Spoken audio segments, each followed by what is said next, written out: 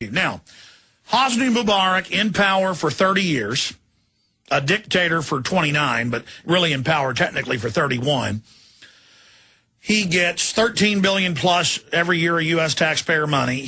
A lot of the U.S. torture centers are there, the ghost sites, the black sites.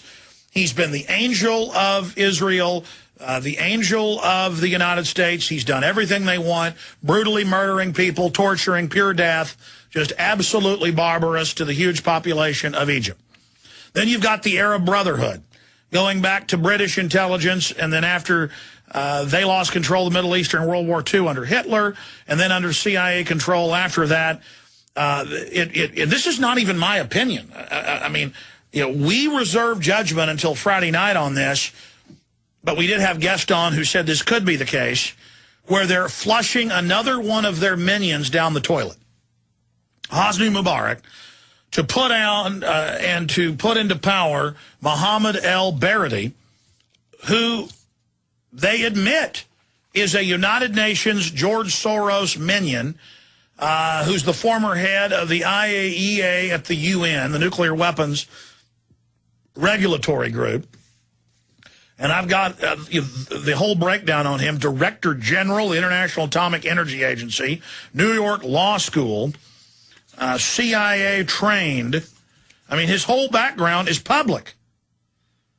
And he shows back up the week before all this starts in Egypt and starts going around saying, I'm ready to be your leader. And it turns out the Egyptian military is bought and paid for by the U.S. and Israel. This is on record. And is basically standing down, unless they try to burn some of the museums, are standing down while the people run around and loot. And here's the London Telegraph. Egypt protest. America's secret backing for rebel leaders behind uprising. Continues. Egyptian opposition leader calls on Mubarak to leave today. And who is that? This is the new puppet, the UN puppet. Because there's one thing Mubarak hadn't done. He refuses to force sterilize people. And they've had UN population summits. He's been criticized. He refuses to sterilize and bring an abortion. Now, you better believe that el-Baradei will.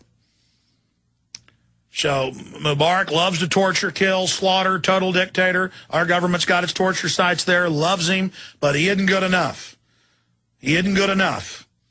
He doesn't hate his people enough.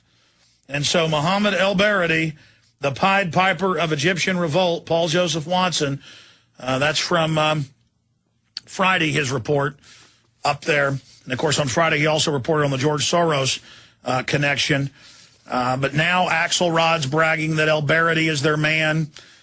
We've got another report by the LRC blog, Egypt's Rose Revolution, similar to what happened in Georgia. There's another report here. Egypt is another Soros color revolution. Soros, of course, funded rebellions and takeovers all over Eastern Europe and into Central Asia on the belly of Russia.